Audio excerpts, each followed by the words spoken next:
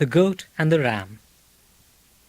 An old man and his wife possessed a zebra of enormous zest, a white ram of enormous size, a small black goat with yellow eyes, 4 ducks, a peacock and a sow, a gosling and a purple cow.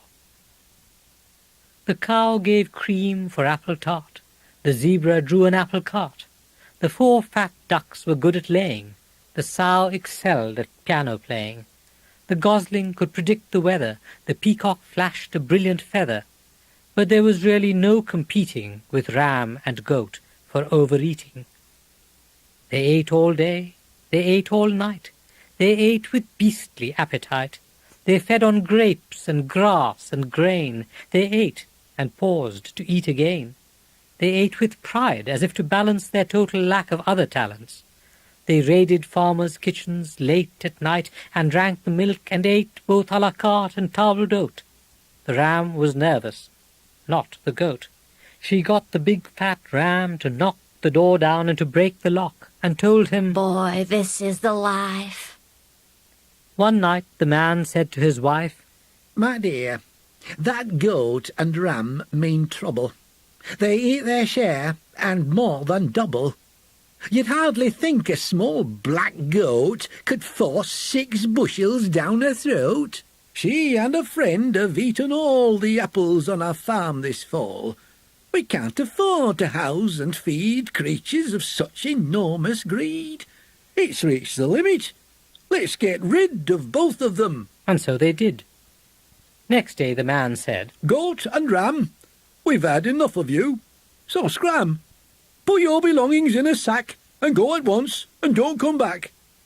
Some of the animals were glad to see them go, but most were sad, and the sow snivelled as she played Dido's lament. When I am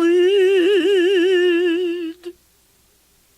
The ram said to the goat, "Alas, now that we've been put out to grass, now that we've lost our house and home, what shall we do? Where shall we roam?"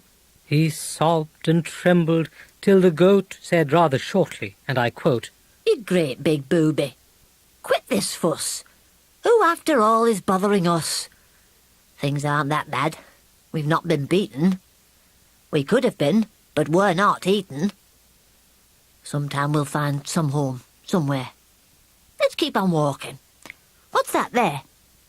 The ram, who was already shivering at the word eaten, started quivering, for what the goat had pointed out was a huge wolf's head, fangs and snout and bloody mouth with tongue revealed, lying discarded in a field. I think The poor ram started bleating. we shouldn't talk of eating. I'm feeling rather, well, upset." "Nonsense. The goat said. Go and get that wolf's head here." "Oh, Said the ram. I actually believe I am going to be sick." "Shut up and go." The goat commanded him, and so, despite the grey ears caked with mud, the grizzled mane smeared thick with blood, the yellow teeth of ghastly size, and the dull, terrifying eyes, the ram obeyed, and, coming back, dropped the great wolf's head in the sack. "Good. Said the goat, Who knows, one day it might prove useful in some way. Let's go." and so they kept on walking. The ram was in no mood for talking. His heart kept palpitating back to what he carried in his sack. But now the day was almost gone, and the black night was coming on, and so, disheartened and dismayed, he whimpered softly.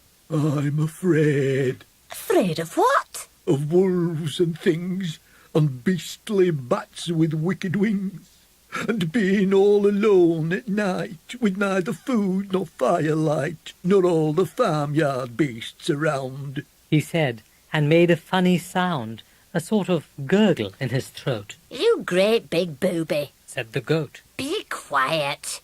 Your depression's draining. Now dry your face and quit complaining. Why, isn't that a light out there?" She pointed with her hoof to where a distant campfire's golden gleam was half reflected in a stream. "That clearly is the place to go, if you're afraid of wolves, you know. We'll be just fine. And so they turned to where the distant fire burned. The timid ram controlled his fear as they drew near and still more near, and when at last they reached the cheering flame that lit the forest clearing, drenched with relief they looked around. A great round tent stood on the ground, and by the fire, so high and hot, preparing porridge in a pot, complaining of their hunger pangs, sat 3 huge wolves with yellow fangs. "Hello," The wolves said. "Glad to meet you, and gladder still, of course, to eat ya." Towards the pair the trio padded, and with a grisly grimace added, "You must forgive our etiquette. Our porridge isn't ready yet. It's still a bit too hot to serve. We'll eat you first, as an hors d'oeuvre." At first the goat thought they should flee, but then she turned and casually said to her friend, Hey, Brother Ram, are you still hungry? I sure am. Get that wolf's head out from your sack. I'd like to have a sundown snack. The ram's jaw dropped, but in the end, under the sharp gaze of his friend, he grasped the wolf's head tremblingly and pulled it out for all to see. The 3 great wolves were frightened witless. Their eyes were glazed, their mouths were spitless. They breathed a jerky, shallow breath and shivered with the fear of death. They stared from goat to ram, and then stared back from ram to goat again. No, The goat said to the ram, that was the wolf who ate the lamb. Take out the bigger one who tried to kill the sheep before he died. So the ram put the wolf's head back and pulled it once more from the sack and held it up for all to see. "This one?" He mumbled fearfully. The wolves turned green and almost died. I've changed my mind. The goat replied. Take out the biggest one of all, who killed 3 oxen in their stall. The one we slaughtered yesterday and ate as wolf liver pate. And, Brother Ram, don't tremble so. It shows poor taste, as you should know, to quiver with anticipation or to display overt elation merely because you've seen your meal. Think how our friends the wolves must feel. If they're frightened, they'll grow thinner before we've all sat down to dinner. So the ram put the wolf's head back and pulled it once more from the sack. At this the wolves, whose teeth were chattering, whose hearts were numb, whose nerves were shattering, looked at the head as if transfixed.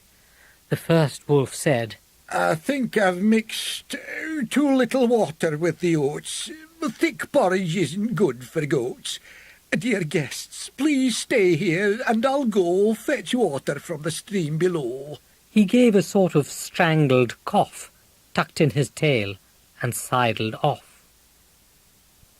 The second wolf sat for a minute, then murmured, "Salt's what's lacking in it, and what is porridge without salt? It's like, well, whiskey without malt, or piglets without trotters. I'll get some from the friendly otters, whose home is in the stream below. Wait here, dear guests, I have to go." He gave a sort of strangled giggle and squirmed off swiftly as a squiggle.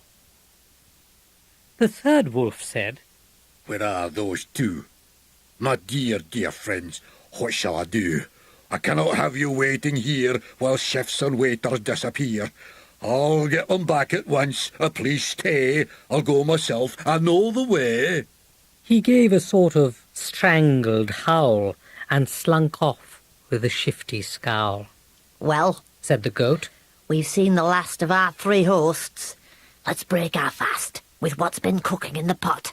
I'll bit my tail it's not too hot, or saltless, or too thick for goats. and so they ladled down their throats delicious porridge, spoon by spoon. The ram swelled up like a balloon and lay down on the ground, content. The goat pulled him inside the tent, and that was where they spent the night. Indeed, as of the time I write, they live there still, secure from harm, out of the reach of wolf or farm. They eat wild strawberries and grass, and drink stream water, clear as glass. They never argue, never fight. They never have bad dreams at night. With moderation and accord, they pass their days serenely bored.